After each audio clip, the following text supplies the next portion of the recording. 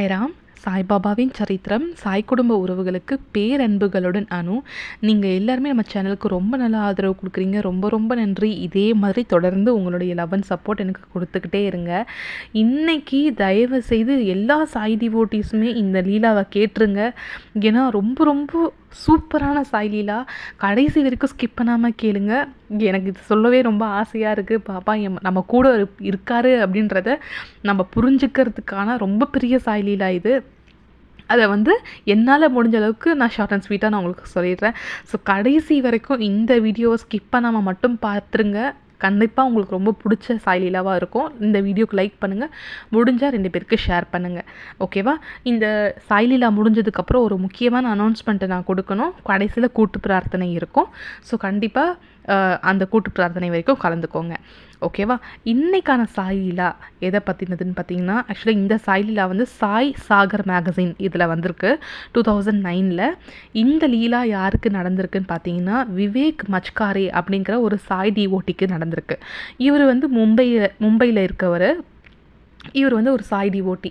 இவர் என்ன நினைக்கிறாருன்னா, நம்ம ஷீரடிக்கு போய் பாபாவை பார்த்துட்டு வரணும்னு நினைக்கிறாரு. ஆனால் இவர் தனியாக போகிறதுக்கு நினைக்கல, குடும்பமாக போகணும், ஃப்ரெண்ட்ஸ் அண்ட் ஃபேமிலி கூட போகணும் அப்படின்னு சொல்லிட்டு நினைக்கிறாரு. அப்போ இவர் என்ன சொல்கிறாருன்னா, ஃப்ரெண்ட்ஸ் கிட்டலாம் போய் சொல்கிறாரு, ஷீரடி போவோமா அப்படின்னு கேட்கும்போது எல்லாருமே போகலாம்ப்பா அப்படின்னும் போது, சரி ஓகே ஒரு நாள் பிளான் பண்ணி ஒரு வேனை புக் பண்ணிவிட்டு குடும்பமாக போகிறாங்க. நிறைய குழந்தைங்க இருக்குது, லேடிஸ்லாம் இருக்காங்க. ஒரு குடும்பமாக போகிறாங்க. மொத்தமாக ஒரு 4-5 ஃபேமிலிஸ் சேர்ந்து போகிறாங்க. அப்போ போகும்போது என்ன பண்ணுறாங்கன்னா, சரி ஓகே கிளம்புறாங்க. மதியானம் டைம் கிட்ட கிளம்புறாங்க. நைட்லாம் பாபாவை ஷீரடிக்கு போய் ரீச் ஆகிட்டு அங்கே போயிட்டு ஒரு ஹோட்டலில் ஸ்டே பண்ணிவிட்டு பாபாவை அடுத்த நாள் காலையில் காக்கடை ஆரத்தியில் பார்த்துட்டு நல்ல தர்ஷன்லாம் சூப்பராக முடித்தாங்க. நல்லா பாபாவை பார்த்தாங்க, சாவடியை பார்த்தாங்க, துவாரகாமாயை பார்த்தாங்க. எல்லாம் அமோகமாக முடிஞ்சுது. ஓகேவா? அப்போ ஒரு 11 o'clock காலையில் ஆகுது. அப்போ விவேக் என்ன சொல்கிறாருன்னா, ஃப்ரெண்ட்ஸ் கிட்டலாம், இங்கே பக்கத்தில் தானே இப்போ அக்கல்கோட் இருக்குது, அக்கல்கோட்டில் போயிட்டு நம்ம அக்கல்கோட் மகாராஜை பார்த்துட்டு அதுக்கப்புறம் பக்கத்தில் இருக்க மற்ற கோயிலுக்கெலாம் போயிட்டு வரலாம் அப்படின்னு சொல்லிட்டு விவேக் சொல்கிறாரு. சரிப்பா ஓகே அப்படின்னு சொல்லிட்டு ஃப்ரெண்ட்ஸும் சொல்கிறாங்க, ஃபேமிலியும் சொல்கிறாங்க. சரின்னு சொல்லிட்டு என்ன பண்ணுறாங்க, ஷீரடியில் 11 o'clock மேலே பிரேக்ஃபாஸ்ட்டு முடிச்சுட்டு அதுக்கப்புறமா கிளம்புறாங்க. எங்கே அக்கல்கோட்டுக்கு கிளம்புறாங்க.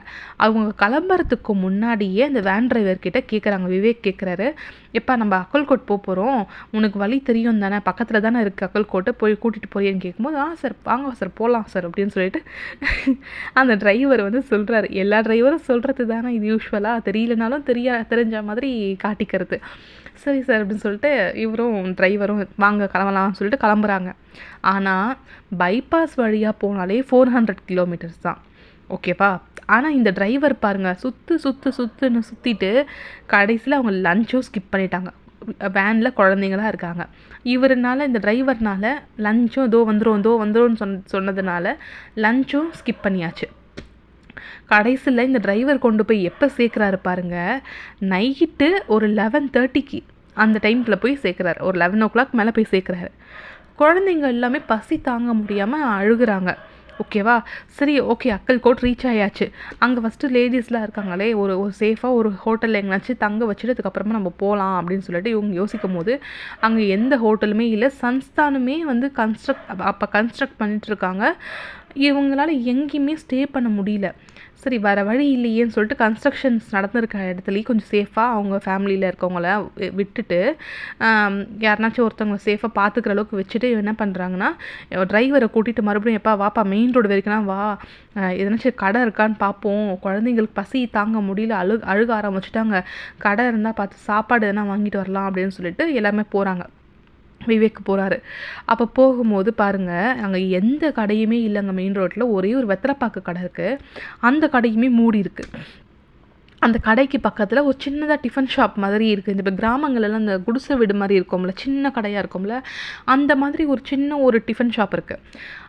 அந்த கடையில் போய் கேட்குறாங்க, ஏங்க ரொம்ப லேட் ஆகிடுச்சுங்க, எதுனாச்சும் இருந்துச்சுன்னா கொடுங்க, அட்லீஸ்ட் என்ன ஒரு உப்புமானாச்சும் எங்களுக்கு செஞ்சு கொடுங்க அப்படின்னும் போது அந்த கடைக்காரர் சொல்கிறாரு, எப்பா இது டைம் முடிஞ்சு போச்சு, எல்லாமே தீந்தும் போச்சு, இப்போ நாங்களே கடையை க்ளோஸ் பண்ணுற டைமுக்கு நீங்கள் வந்திருக்கீங்க, நாங்கள் எல்லாமே க்ளீன் பண்ணிகிட்ருக்கோம் பாருங்கள், இப்போ எங்ககிட்ட எதுவுமே இல்லை அப்படின்னு சொல்லிட்டு கடைக்காரர் சொல்கிறாரு, போய் பக்கத்தில் உள்ள கிராமத்துக்குள்ளே கடை எதனாச்சும் இருக்கான்னு போய் பாருங்கள், இருந்துச்சுன்னா வாங்கிக்கோங்கன்னு சொல்லிட்டு அந்த கடைக்காரர் சொல்கிறாரு. விவேக்கும் அவங்க ஃப்ரெண்ட்ஸும் என்ன பண்ணுறாங்க, சரி ஓகே கடை உள்ளே இருக்கான்னு பார்க்கலான்னு சொல்லிட்டு போய் பார்த்துட்டு வருவாங்க. அங்கே எதுவுமே இருக்காது, எந்த கடையுமே இருக்காது. மறுபடியும் இவர் என்ன பண்ணுவார், விவேக்கு அவர்கிட்டே போய் கேட்போம் அப்படின்னு ரொம்ப ப்ளீஸ் பண்ணுவார் அவர்கிட்ட, கடைக்காரர்கிட்ட. எங்க ப்ளீஸுங்க, குழந்தைங்கலாம் பார்க்குறதுக்கு உங்களுக்கு பாவமாக இல்லையா, தயவு செய்துங்க, நிறைய குழந்தைங்க இருக்காங்க, ரொம்ப பசிக்குதுன்னு அழுகுறாங்க, மதியானம் கூட அவங்க சாப்பிடல, ப்ளீஸுங்க எதனா ஒரு உப்புமானாச்சும் செஞ்சு கொடுங்க, கிச்சடினாச்சும் செஞ்சு கொடுங்கன்னு ரொம்ப ப்ளீஸ் பண்ணுவார். அந்த கடைக்காரருக்கே பாவமாக இருக்கும். ஆனால் அவர்கிட்டையும் பொருள் இருக்காது, சமைக்கிறதுக்கு எதனா பொருள் இருந்தால் தானே செஞ்சு கொடுக்க முடியும். அவர் வந்து சொல்வார், எனக்கு உங்களோட சுச்சுவேஷன் எனக்கு புரியுதுங்க, ஆல்ரெடி எல்லா பொருளுமே தீர்ந்து போச்சு, நாங்களே கடையை க்ளீன் பண்ணிகிட்ருக்கோம், அடுத்த நாள் காலையில் தான் நாங்கள் வந்து எதுவும் செஞ்சு கொடுக்க முடியும், எந்த பொருளுமே எங்ககிட்டேயும் இல்லைங்க செஞ்சு கொடுக்கறதுக்கு, எதுனா இருந்தால் கூட செஞ்சு கொடுக்கலாம், எதுவுமே இல்லைங்க செய்யறதுக்கு, நாளைக்கு காலையில் தான் ஜாமான்லாம் வாங்கிட்டு வந்து நாங்கள் செய்ய ஆரம்பிக்கணும், இப்போ என்கிட்ட எதுவுமே இல்லைங்க, என்னையும் புரிஞ்சுக்கோங்க, இப்போ என்னை விட்டுருங்க அப்படின்னு சொல்லிட்டு, நீங்கள் போயிட்டு வேற எங்கன்னா தேடி பாருங்கன்னு சொல்லிடுவார். இவருக்கு ரொம்ப கஷ்டமாயிரும், இவருக்கும் கஷ்டமாக இருக்கும் சொல்கிறதுக்கு, கடைக்காரருக்கும், விவேக்குக்கும் ரொம்ப கஷ்டமாக இருக்கும். இவர் என்ன பண்ணுவார், சரி வேறு எதனாச்சும் போய் பார்த்துட்டு வருவோம்னு சொல்லிட்டு விவேக் ஒரு 1/2 மணி நேரம் போய் சுற்றுன்னு சுற்றுவாருங்க, எந்த கடையுமே இருக்காது. மறுபடியும் இவருக்கு, ஏன்னா இந்த ஒரு டிஃபன் கடை தவிர்த்து அந்த இடத்துல வேறு யாருமே இல்லை, அதனால் விவேக் என்ன பண்ணுவார்னா, மறுபடியும் அந்த ஆள்கிட்டே போய் கேட்போம் என்ன பண்ணுறது அப்படின்னு சொல்லிட்டு ஒரு 3/4 மணி நேரம் எங்கெங்கேயோ சுற்றி பார்த்துட்டு எந்த கடையுமே இல்லைன்னு சொன்னதுக்கப்புறம் வந்துடுவார். இதே டிஃபன் கடைக்கு மறுபடியும் வருவார். இவ்வளோ நேரம் அந்த கடைக்காரர் இல்லைன்னு சொல்லிட்டு இருந்தாரா, இப்போ பாருங்கள் பாபா வைக்கிற ட்விஸ்ட்டை பாருங்கள். விவேக் மறுபடியும் வேனை விட்டு இறங்கி அந்த கடை வாசலுக்கு தாங்க போவார். அந்த கடைக்காரர் கூப்பிடுவார், இங்கே வாங்கலை அப்படின்னு கூப்பிடுவார். இவரும் போவார். போனதுக்கப்புறம் பார்த்தீங்கன்னா அந்த டேபிள் மேலே 5 எவர் சில்வர் பக்கெட்டில் பூரி, கிழங்கு, பிரியாணி, புலாவ், அது இதுன்ட்டு அந்த நார்த் இந்தியன் சாப்பிடக்கூடிய அந்த ஃபுட்ஸ் எல்லாமே 5 எவர் சில்வர் பக்கெட்டில் ஃபுல்லாக இருக்குது. அப்போ அந்த விவேக்குக்கு வந்து, என்னங்க இப்போ தானேங்க வந்து கேட்டுட்டு போனோம் கொஞ்ச நேரத்துக்கு முன்னாடி, எதுவுமே இல்லை, எதுவுமே செய்ய முடியாதுன்னு சொன்னீங்க, இதுக்குள்ளே எப்படிங்க எவ்வளோ செஞ்சு முடிச்சுங்க அப்படின்னு கேட்கும்போது அந்த கடைக்காரர் சொல்லுவார், அட நீங்கள் வேற, நான் எங்கெங்க செஞ்சேன், நீங்கள் போனீங்களே, நீங்கள் போய் ஒரு 2 நிமிஷம் கூட இருக்காதுங்க, ஒரு வயசானவர் வந்தாருங்க, ஒரு கஃப்னி போட்டுட்டு, ஒயிட், எனக்கு சொல்லவே முடியல, ஒரு கஃப்னி போட்டுட்டு ஒருத்தர் வயசானவர் வந்தாருங்க, வந்துட்டு என் குழந்தைங்களாம் பாவம் பசியில் இருக்காங்க, இந்த 5 எவர் சில்வர் பாத்திரம் உன்ட்ட கொடுத்துட்டு போகிறேன், இப்போ என் குழந்தைங்களாம் வருவாங்க, அவங்க வந்ததுக்கப்புறம் இதை சாப்பிடுன்னு சொல்லிட்டு நீங்கள் கொடுத்துருங்க அப்படின்னு சொல்லிட்டு ஒரு வயசானவர் வந்து கொடுத்துட்டு போனாருங்க அப்படின்னு சொல்லிட்டு அந்த கடைக்காரர் வந்து சொல்வார். எனக்கு சொல்லும் போது எனக்கு உடம்பு புல்லரிக்குது. அவர் வந்து கொடுத்துட்டு போனார் அப்படின்னு சொல்லிட்டு கடைக்காரர் சொல்வார். நான் இப்போ உங்களுக்காக தான் இங்கே வெயிட் பண்ணிகிட்ருக்கேன், நீங்கள் மறுபடியும் வருவீங்கன்னு சொல்லிட்டு போனார், அதனால் நீங்கள் வருவீங்கன்ட்டு நான் வெயிட் பண்ணிகிட்ருக்கேன், இந்தாங்க எடுத்துகிட்டு போய் சாப்பிடுங்க போங்க ஃபஸ்ட்டு அப்படின்னு சொல்லிட்டு கடைக்காரர் கொடுத்துருவார். விவேக்குக்கு அவர் அந்த இடத்துல நிற்கும் போதே பாபா தான் வந்துட்டு போயிருக்காரு அப்படின்றது அவருக்கு புரிஞ்சிடும். அவரால் எதையுமே பேச முடியாது. ஏன்னா பாபா வந்திருக்காரு, அவர் மிஸ் பண்ணிட்டாரு ஒன்று, இருந்தாலும் பாபா அந்த இடத்துல அவர் கஷ்டப்படுறத பார்க்க முடியலன்றதுனால சாப்பாடு கொடுத்துட்டு போயிருக்காரு பாருங்க. ஏன்னா விவேகனாலையும் தாங்க முடியல பசி, மதியானத்துலேருந்து சாப்பிடல, காலையில் பிரேக்ஃபாஸ்ட்டு சாப்பிட்டதோடு அவள் தான், அவராலையும் தாங்க முடியல பசி, அவருக்கும் ஒரு மாதிரி ஆகிடும், உடம்புலாம் கிரெடிட்னஸ் வரா மாதிரி ஆகிடும் சாப்பிடாம. அப்போ அவருக்கே அப்படி இருக்கும்போது சின்ன சின்ன குழந்தைங்க அந்த இடத்துல இருக்குது, அவங்களுக்கெல்லாம் எப்படி முடியும், பாபாவால் அதை தாங்க முடியல போல இருக்குது. 5 எவர் சில்வர் பக்கெட்டில் சாப்பிட்றதுக்கு ஃபுட்டு கொண்டு வந்து கடைக்காரர்கிட்ட கொடுத்து, என் குழந்தைங்க வருவாங்க, அவங்களால பசி தாங்க முடியாது, நீ கொடுத்துரு அப்படின்னு சொல்லிட்டு கடைக்காரர்கிட்ட கொடுத்துட்டு போயிருக்காரு பாருங்கள். அவர் எடுத்துகிட்டு போயிட்டு எல்லாருக்குமே பரிமாறிட்டு இவரும் சாப்பிட ஆரம்பிப்பார். ஒவ்வொரு வாய் வைக்கும் போதும் அவர் கண்லேருந்து தண்ணி வரும். அவர் ஒரு ஆனந்த கண்ணீரோடு அவர் வந்து சாப்பிடுவார். பாபா பாருங்கள், என்னோட பசியை தீர்த்து வைக்கிறதுக்காக வந்து கொடுத்துட்டு போயிருக்காருன்ற ஒரு சந்தோஷம் இருந்தாலும் அவர் வந்து அந்த அழுதுகிட்டே சாப்பிடுவார். அந்த சந்தோஷமான கண்ணீர்லேயே சாப்பிடுவார். சாப்பிட்டு முடிச்சுட்டு சரி ஓகே அப்படின்னு சொல்லிட்டு அந்த எவர் சில்வர் பாத்திரத்தெலாம் கொடுத்துட்டு இவர் அக்கல்கோட் மகாராஜ் நெக்ஸ்ட் டே பார்க்கணும்ல, அங்கேயே அந்த கன்ஸ்ட்ரக்ஷன்ஸ்கிட்டே தங்கிட்டு அடுத்த நாள் காலையில் போய் சாமியை பார்த்து தரிசனம் பண்ணிவிட்டு அதுக்கப்புறம் பக்கத்தில் இருக்க செயின்ட்டெல்லாம் இருக்காங்கள, மற்ற கோவில்லாம் இருக்குல்ல, நார்த் இந்தியன் பீப்புள்ஸ் பொறுத்த வரைக்கும் அவங்க கடவுளை வழிபடுறதோட இந்த மாதிரி செயின்ட்டை தான் வழிபடுவாங்க. நிறைய குருமார்களை தான் வழிபடுவாங்க. அங்கே மீதி இருக்கக்கூடிய குருமார்களோட கோவிலுக்கெல்லாம் போயிட்டு இவங்க வழிபட்டுட்டு 2 நாள் அங்கேயே அந்த அந்த அந்த ஒரு சர்க்கிள்லேயே சுற்றிக்கிட்டு சாமியெல்லாம் கும்பிட்டுட்டு அப்புறம் கிளம்பலாம் அப்படின்னு சொல்லி பிளான் பண்ணியிருப்பாங்க.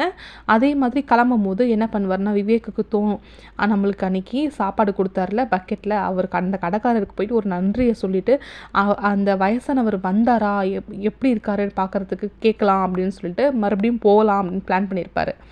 சரின்னு சொல்லி ஃபேமிலியில் இருக்கவங்களாம் சரி போயிட்டு அவருக்கு தேங்க் பண்ணிவிட்டு போகலாம் அப்படின்னு முடிவு பண்ணதுக்கப்புறமா மறுபடியும் போவாங்க, அந்த கடைக்காரர்கிட்டயே போவாங்க.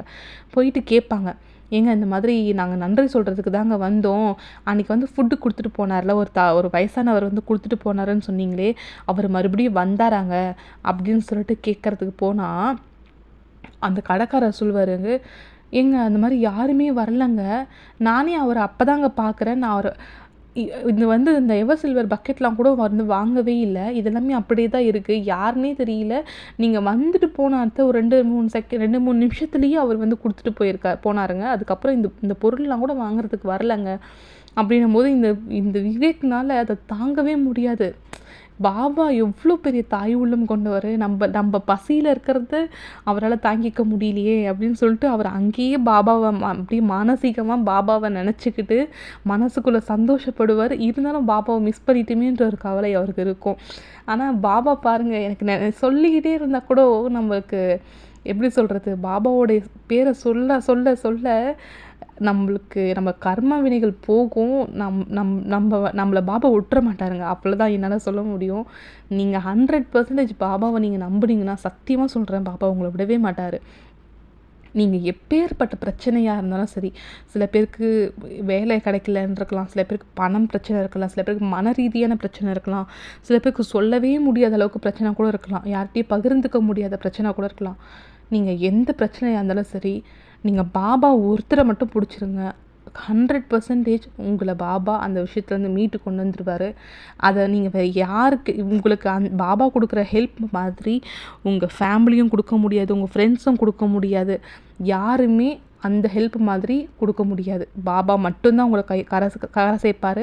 அதை நான் 100% நம்புகிறேன். நீங்கள் பாபாவை மட்டும் பிடிச்சிக்கோங்க. ஒரு முக்கியமான அனௌன்ஸ்மெண்ட் இப்போ நான் சொல்லணும்னு சொல்லியிருந்தேன், இப்போ நான் சொல்கிறேன் அந்த அனௌன்ஸ்மெண்ட் என்னன்ட்டு. பாபா கூட வாழ்ந்த தாசகனு மகாராஜ் பிரார்த்தனாஷ்டகம் அப்படின்னு சொல்லிட்டு ஸ்தவன மஞ்சரியில் ஒரு தனி போர்ஷனே கொடுத்துருப்பாரு. இந்த ஸ்தவன மஞ்சரியில் ஆக்சுவலி ஸ்தவன மஞ்சரி நீங்கள் டெய்லியுமே படிக்கலாம். படிக்க முடியாதவங்க அட்லீஸ்ட் பிரார்த்தனாஷ்டகம்னாச்சும் நீங்கள் கலந்துக்கோங்க. கம்மிங் March 1 பிரார்த்தனாஷ்டகம் நம்ம தொடங்குகிறோம். அந்த பிரார்த்தனாஷ்டகமில் டெய்லி ஒவ்வொரு விஷயத்துக்காக நம்ம பாபா கிட்ட ப்ரேயர் வைக்க போகிறோம். ஒரு நாளுக்கு நம்ம பண ரீதியான பிரச்சனைக்கு தீர்வு கிடைக்கணும்னு சொல்லிட்டு பிரார்த்தனாஷ்டகம் வைப்போம். அடுத்த நாளுக்கு வேறு பிரச்சனைக்காக நம்ம பிரார்த்தனாஷ்டகம் வைப்போம்.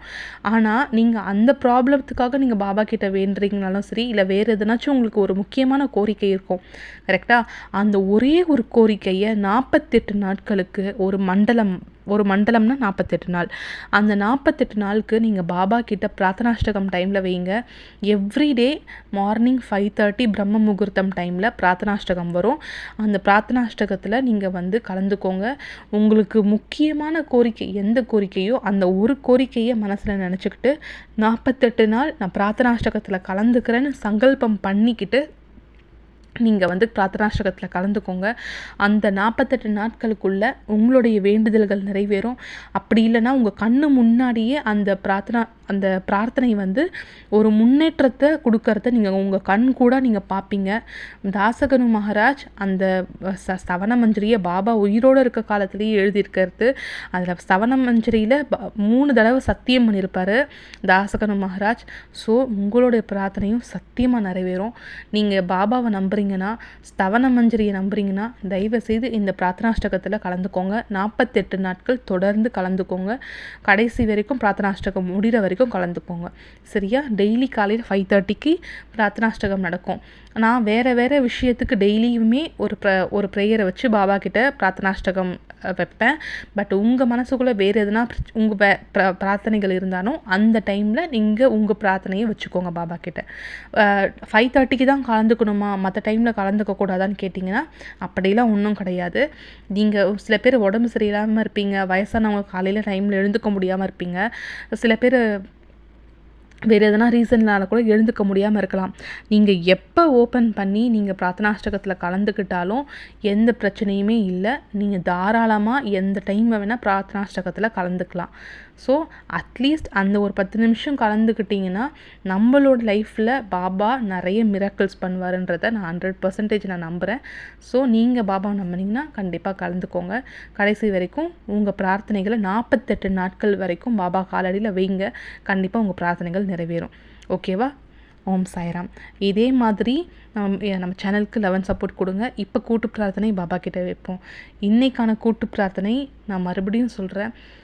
கடன் பிரச்சனை இருக்கவங்களுக்கு கடன்லேருந்து வெளியே வர்றதுக்கு பாபா எதனாச்சும் ஒரு அருள் புரியணும். அதுக்கான கூட்டு பிரார்த்தனை. இந்த பிரச்சனையில் மாட்டியிருக்கவங்க எல்லாருமே இதிலேருந்து வெளியே வரணும். பாபா கிட்ட இப்போ கூட்டு பிரார்த்தனை வைப்போம். சதா நிம்ப விரக்ஷஸ்ய மூலாதிவாசாத் சுதாஸ்திராவினம் தித்தம பிரியம் தம் தரும் கல்பவ்ருக்ஷாதிகம் சாதயந்தம் நமாமீஸ்வரம் சத்குரும் சாய்நாதம். ஓம் சாய்ராம். ஜென்ம ஜென்மோ ஜென்மி ஸ்ரீசரண் ஸ்ரீ பாக்கிய சாய்.